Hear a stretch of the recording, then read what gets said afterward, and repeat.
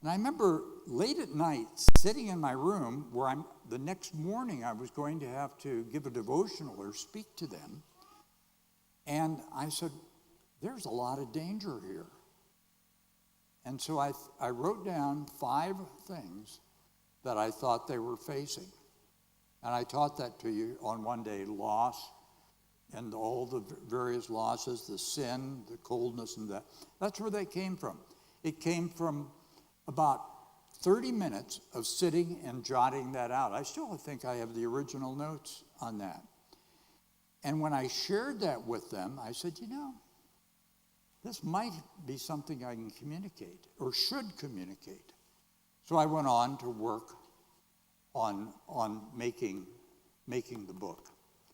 And so that's just a story. And every book I have written, or Mary and I have written, has a story behind it as to why I did it. I don't think I ever set out just to say, I'm going to write a book. But prayed and says, God, is there something in the context of teaching that I should put down in writing? Had no thought of becoming a famous author or anything like that. It was nice, you get recognized when you're an author and all that sort of stuff, but it's very fleeting. It kind of comes and it goes. But you say, how do you do it? What's the actual methodology of doing it? I can only tell you how I do it and what Mary and I do. We get a topic. I start thinking about it. I start writing down notes and ideas. And then with those, and sometimes I'll do some teaching on a little part of it. And it takes quite a bit of time to just think about. And then if it looks like it's worth working on, I'll do an outline. I'll make an outline of what sequence would I present something. And then I make a more detailed outline as though I were going to teach it. In other words, if I thought, well, I'm going to teach on the topic of work. Okay, what is the theology of work? And so I'll make an outline as though I were going to teach it publicly. And then I'll start writing on that. And after I've done a lot of outlining and thinking about it, then I'll sit down to the hard part, and that is actually writing it. And again, writing is a learned skill. Mary has a degree in creative writing, and she has a degree in English. And she knows how to use words. I like words, but I'm an engineer, so I tend to write in a far more structured fashion than some others do. And so we put that together, and all I can say is writing is hard, hard, hard work. And you have to give it time. And you have to say, does this communicate? Does it make sense? Is it well stated? Does it grip people's minds as they read it? But then there's something you need to answer before that. And you have to answer, who am I writing it for? Who is the audience? And everybody I talk to when we talk about writing, they will say, who's supposed to read this? If it's young people, you write in one style. If it's men, you write in another style. If it's all believers, you write differently. Or suppose you want to write to people who are maybe not. What if I want to write to a totally secular group? Or what if I want to write to mature believers? You see, you have to say, who is going to read it? And so you have to aim at that. You have to keep in mind who might pick it up and read it.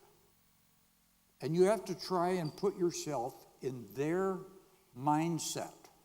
Does that make sense to you? Okay, so for instance, when I was thinking of putting together the messages here, I constantly thought, well, what would fit in Nigeria? Now, the fact is, I don't know Nigeria except a little bit. I know enough to be dangerous, but I don't really know your context.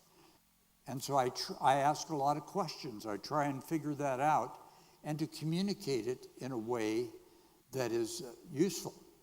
And then you have to realize that the best writing has stories. People remember the stories.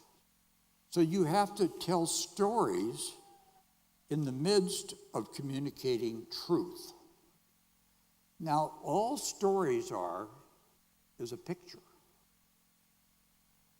But when I tell you about the little town that I grew up in, you can't picture that at all because you don't have any towns like that. But if I'm talking to certain Americans that know what rural America is like, they'll get it. They'll immediately have a television screen in their mind. So that's why very few books are cross-cultural, because the stories don't necessarily communicate. So I don't even, to be honest with you, when I write, I'm not trying to think, how can this be cross-cultural?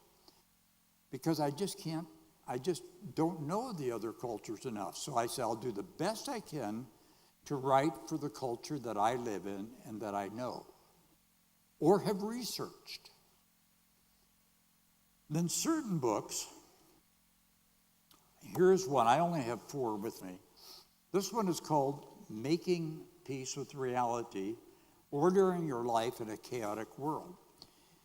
The thing that stimulated writing that was the chaos going on around us. Just a mess. Just people's lives seemed to be chaotic and they did not have peace.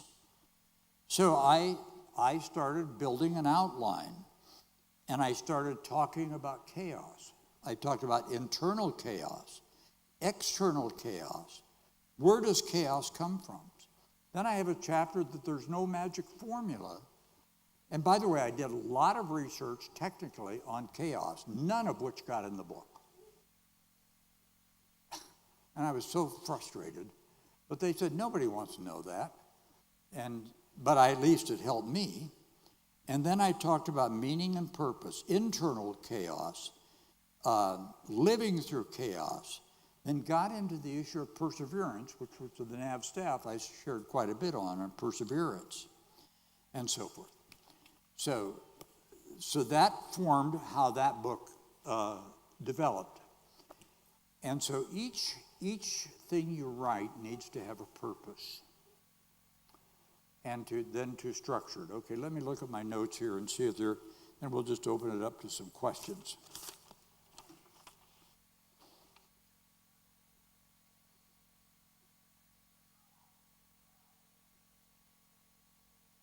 Okay, let me just share. I see something here.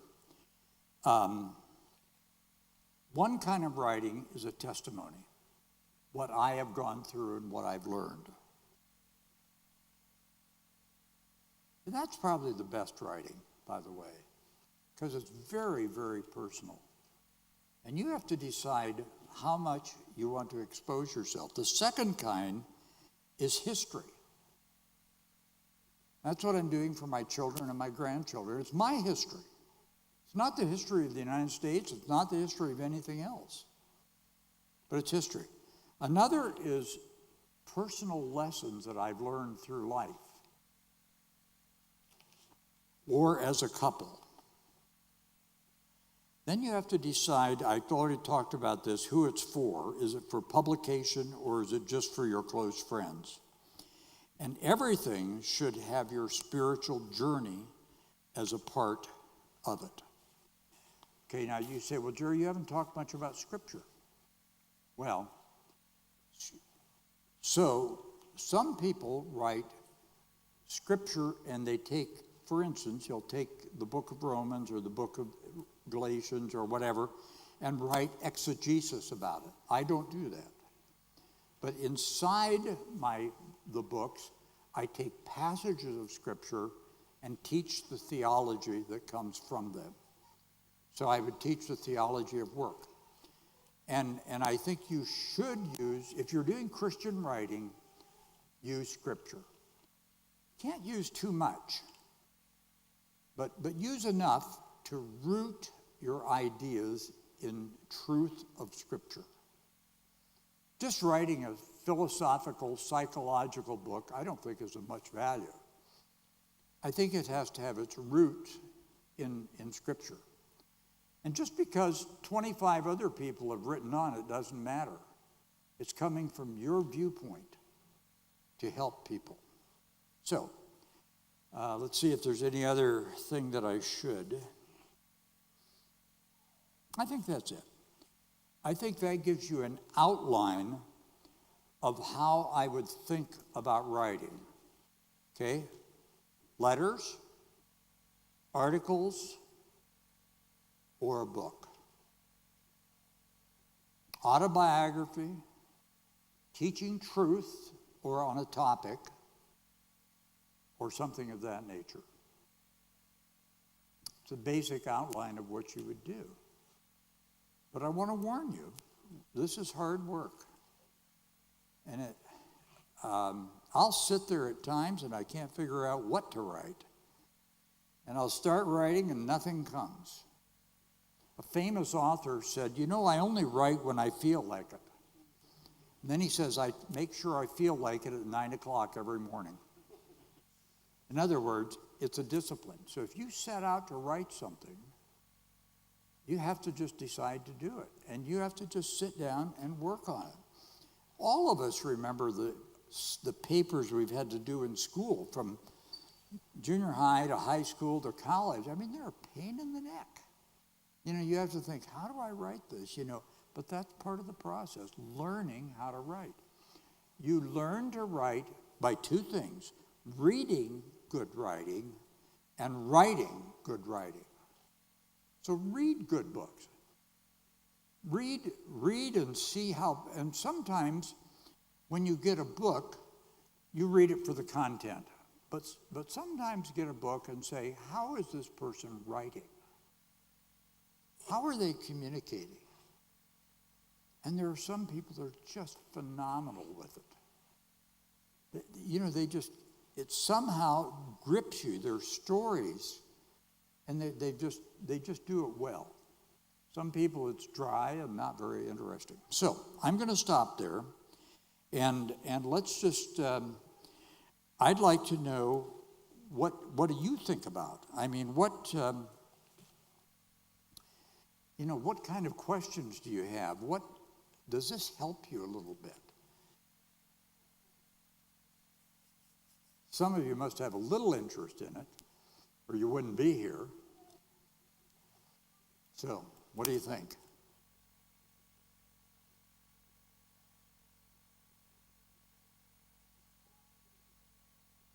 You must have some questions somewhere.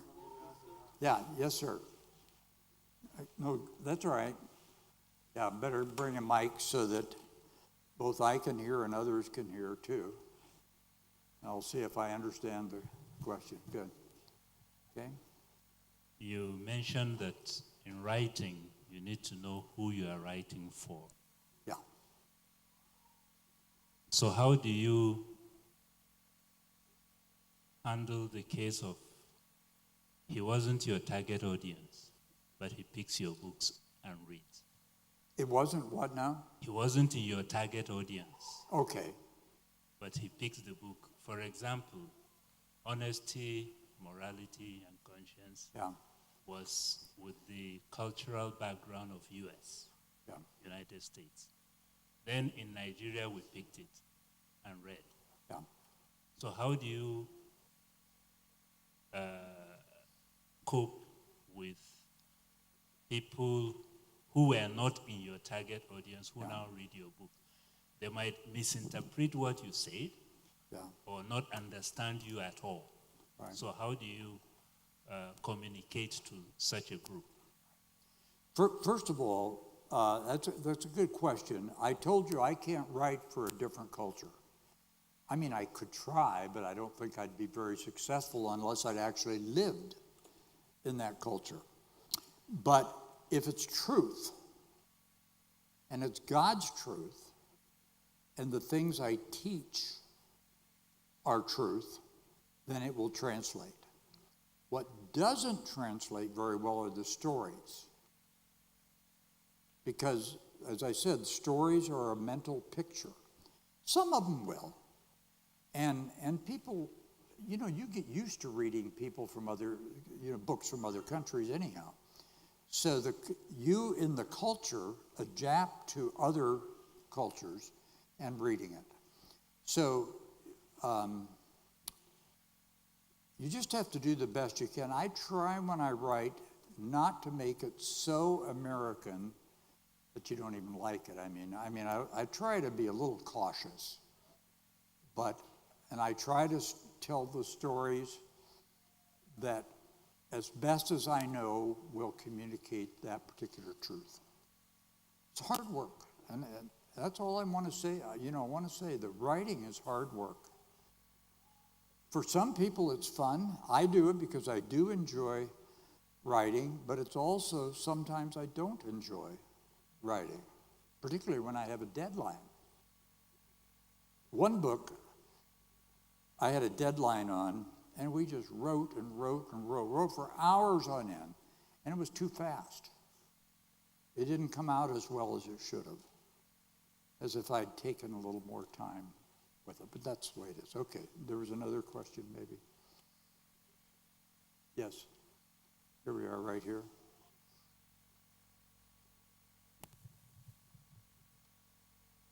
I don't know. Can you pull your mask down? Yeah.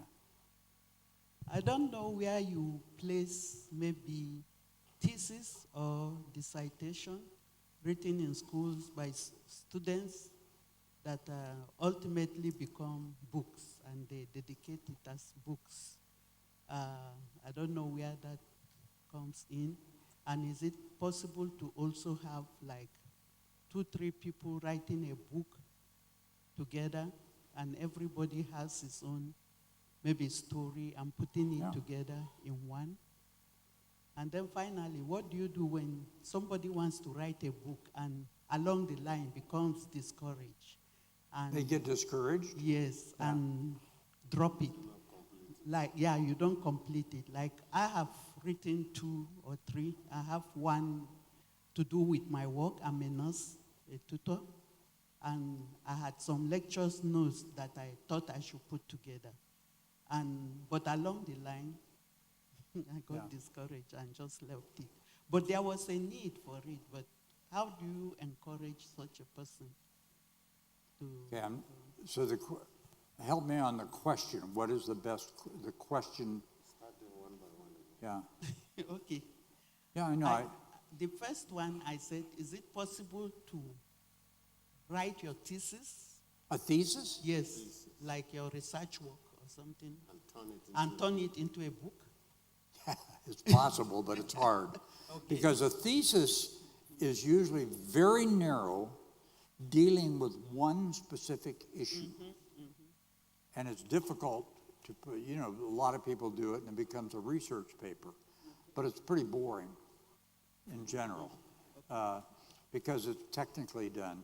And it just takes a lot of work to expand it to something that's popular and that would be there. So that, you can do it.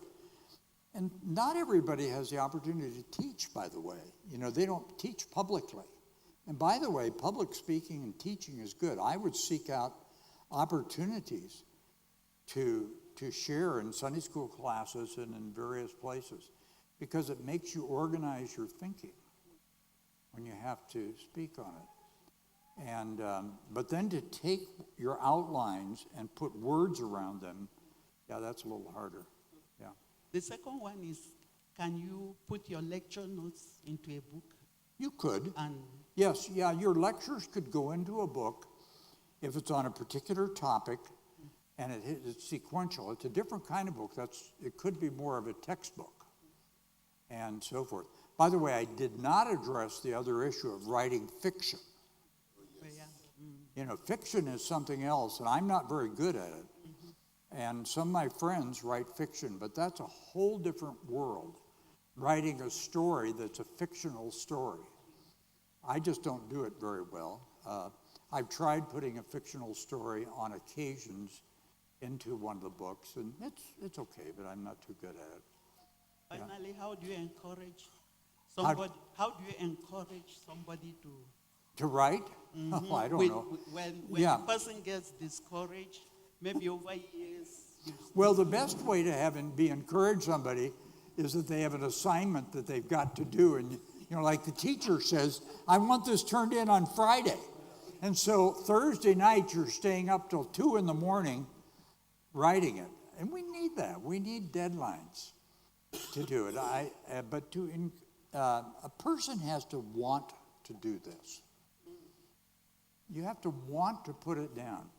Now, many of us have stories that Maybe you over need to tell. years. Well, so I've got a friend. Do you remember the story I told about my friend who was left on the bus and he was at the basketball? Okay, he wrote that. He's a terrible writer. I mean, the grammar, and Mary takes what he writes and turns it into something that's really good, because that's not his skill. But he has wonderful ideas and wonderful stories. So she has about a dozen of his stories that she has edited. And so sometimes you just have to write it down, and just write it with what I call train of thought. You just keep writing it down without giving a lot of thought to it. And some people just do that, and then they go back and edit it. I tend to write it more carefully the first time and think about how I'm structuring it. So you just have to want to do it, and everybody should try it. The first thing is write a journal of what happened yesterday. And, maybe what did God teach me from yesterday? And it never gets published. I mean, some do, but, you had this the Oswald Chambers that I referred to. She took his sermons and edited them a lot. Spent years. She took shorthand on every sermon that he gave.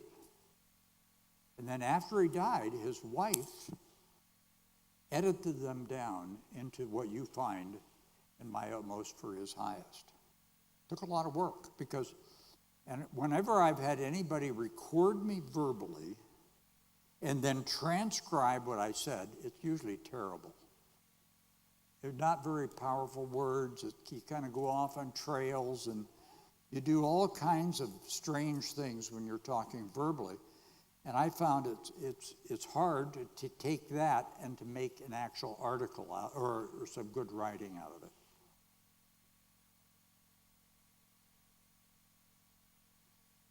Yes.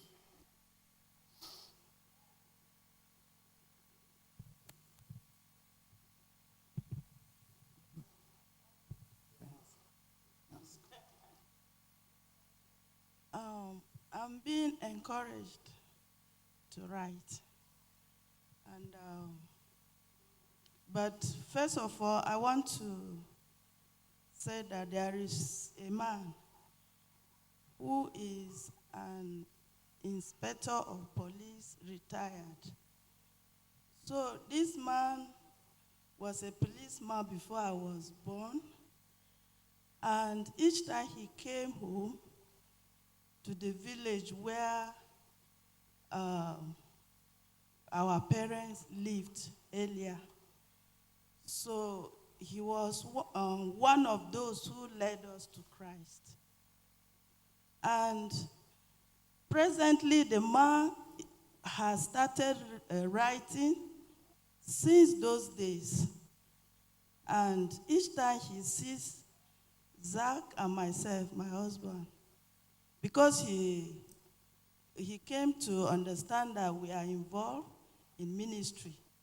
So his interest was drawn to us, and he shared how God has impacted many things into his life. and he has the desire to write a book. And this book he has started writing since those days, and he's still writing it today. And, and it's very interesting because all the things there are Christian things. How they carried the gospel and took the gospel to many villages, and how they suffered, they trekked, and many things that surrounded the write-up. So he's now asking us, is there a way we can help him? And each time I see him, my mind will reach out to what he is doing. What can we do to help this man? Well, And he said he needs an editor, and then he needs an encouragement in such a way that he can print the book. well, if I get what you're saying, you have someone else that's has a lot to share, wants to know. Okay, now there's one other area that I did not talk about, and that's journalism. Okay, journalism, what they do is they get other people's stories and write them. And so there are people who will, for instance, for writing a biography of somebody, they'll interview them extensively and then help them and then write the words and try and tell their story. And that's what good editors do, by the way. They take bad writing and make it good writing, and take a good story and to make it into a better story. And so you can do it, and you can collaborate on that.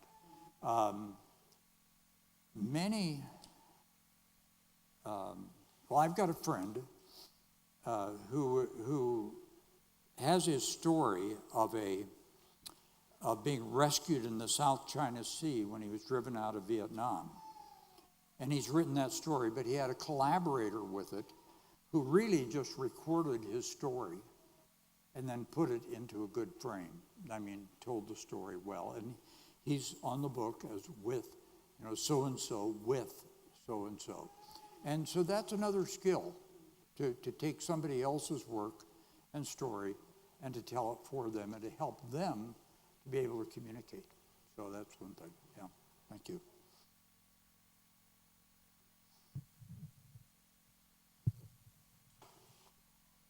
Yes, here's one right here.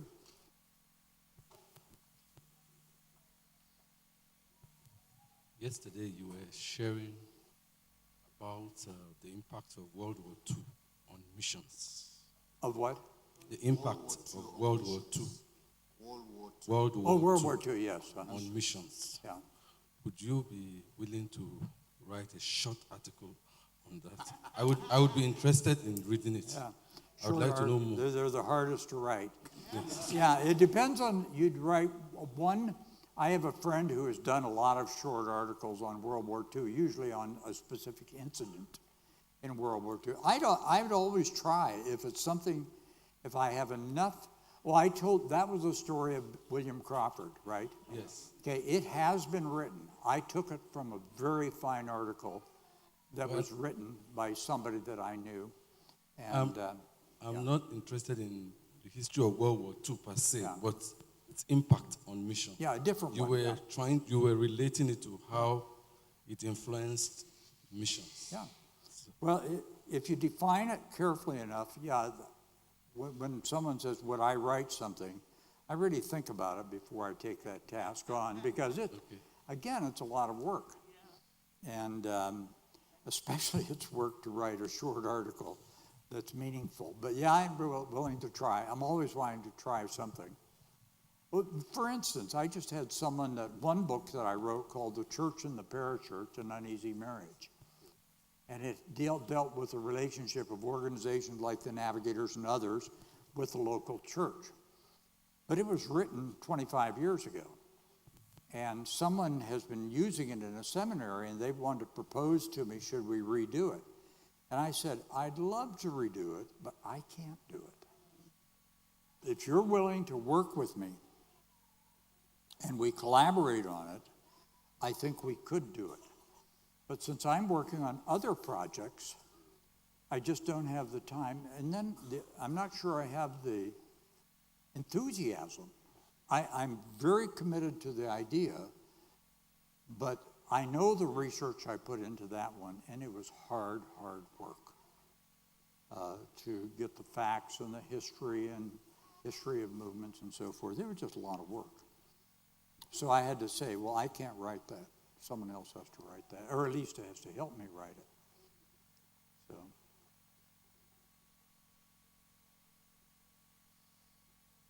This help anybody? I hope so. I'll give you an assignment. Okay, go ahead. Before I give you an assignment, go ahead, sir. Well, mine is not a question, but to encourage the other sister that just asked the question before this, my brother said, that a brother has been writing a book for a long time, and up to now, he has not finished. I think the encouragement I will give, the advice I will give here is that writing skill is a gift. You either develop it or you acquire it. So you discover that when writing a book, it's time consuming, like the presenter have said.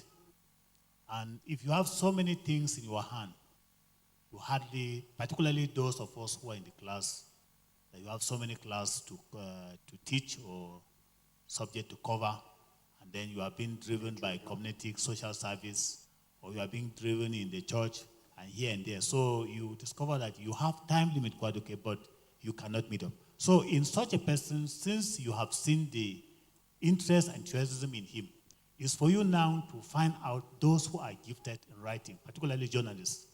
Or there are people who are actually, that's just their work, writing book for some people. Such a person, you contact him, this is the manuscript I have done. Please can you go through and write it for me? Once you have finished it, he bring it back to you. The book is done. The next thing is to look for sponsors for the publisher. Some people, if the book is good, some publisher can even publish it for you free until when, because they know the quality. It depends on the stuff that is there. If they know that this is a book, well, it depends on the book, like you said. If it is textbooks are written by lecturers, and if it's a textbook, it will go fast because students will buy. But if it is just a book that is going to encourage people spiritually, then you also have to, just like you have said, you have to target your target. And where will you go to sell the books? The author, the publisher will also know. So encouraging that person, let him find an assistant to help him to bring out that book. And that book will definitely come out, since you know that there are good ideas that is going to help people. Because books come out of experience, out of profession, out of passion, out of interest. These are ideas that books come from. Thank you very much. Yeah. And that's just good. Do I need to answer? I think it was just, yeah, that's good, a good thought. Let me give you an assignment. Okay, assignment. The assignment. Will you mark it? Huh? Yes, I will. You send it to me, I'll mark it up. No, I'll give it to Mary, and she'll mark it up. I give her stuff and says, "Oh, you can't take that out. Stop scratching that out. I like that." And we have these big arguments. And but anyhow, the assignment is just for the next week to maybe in your quiet time to write something. 4, 5, 6, 7, 8 sentences. And write it as though somebody else was going to read it. And that you wanted them to understand it. Just practice. You might write a prayer. You might, or take one of the Bible stories and phrase the story. And let's suppose you take one of the Bible stories. So take Joshua and Jericho, and write it from the viewpoint of the person that was down there with the lamp, marching around the city, how they felt. They weren't the leader. Just use your imagination I believe a sanctified imagination is really worthwhile, but just write. And you can do it on your computer, you can do it by hand. To be honest with you, I do most of my writing by hand. Mary does it all on the computer. It's just a style. I find it's better when I write it out and then I cross it out and then I do, and I can flip back page to page, and it's just for me. But I'd say most people would do it on the computer. So try it. Yes, sir. What is the best time to write? I love sleeping a lot in the night. Yeah, right. I'm very busy during the day. Yeah. Okay. He says, what is the best time to write? I do not know. I know it's not early in the morning for me. But for me, it's a little later in the day. And the best time to write, though, I think, is when you decide to do it. And just set aside some time. Say, I'm going to take half an hour just to write something. And you just do it. And write down something that happened to you yesterday, a conversation you had. Record a conversation or some feelings you had. Have you ever tried to describe your feelings? Like someone this morning talked about depression. What does it feel like to be depressed? And just write a few things. Remember, no one has to read it except you. But practice writing. And if nothing else, write some things for your children. Tell them what it was like to be their age for you. And recount some incidents that happened. That's because you've got that in your mind anyhow.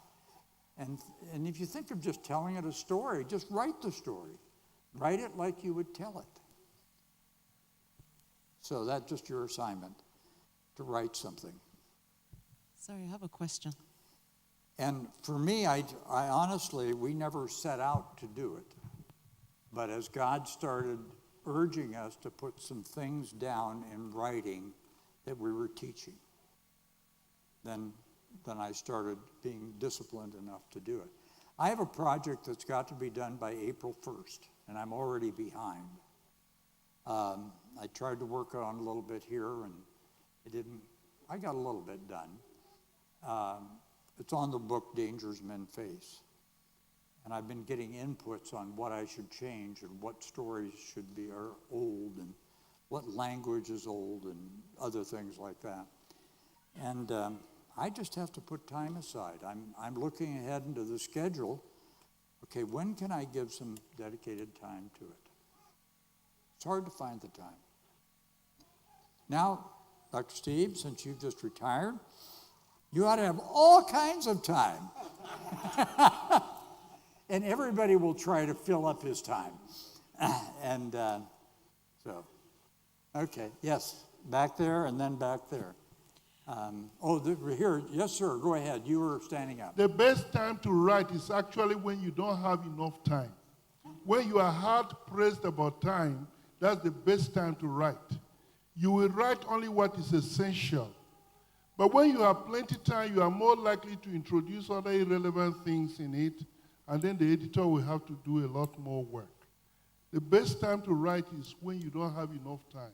But it is very essential. You scribble the essential things down. You can build on it, and then you shuffle it. Because the average person with good enough material to write, usually they have very little time. Most of the people who write well are people who are pressed about time. But people who are laid back, who have so much time on their hands, often have more work to give to others who read. And when they write, you, the reader too, you will struggle because they introduce so many things that may not be very essential to the content. The best time to write also, second one, is when you have a biro and a paper, or you have a notepad. Now you can start writing. It doesn't take too long. But if you don't have paper, you don't have biro, you don't have a notepad, it might be more difficult. Thank you. Well, okay. Yeah, okay, I had a question over. That was good, thank you. We think we're done. We think we're done? Okay, there's Last question. one question right there. Ask, Can you pull your mask down? Yeah. Then I might understand you. I know you say with paper Yeah. and use tools we can use for writing. For example, history is being lost. Yeah. If you ask them to write, you might not get a lot. Are there tools you could recommend, like transcription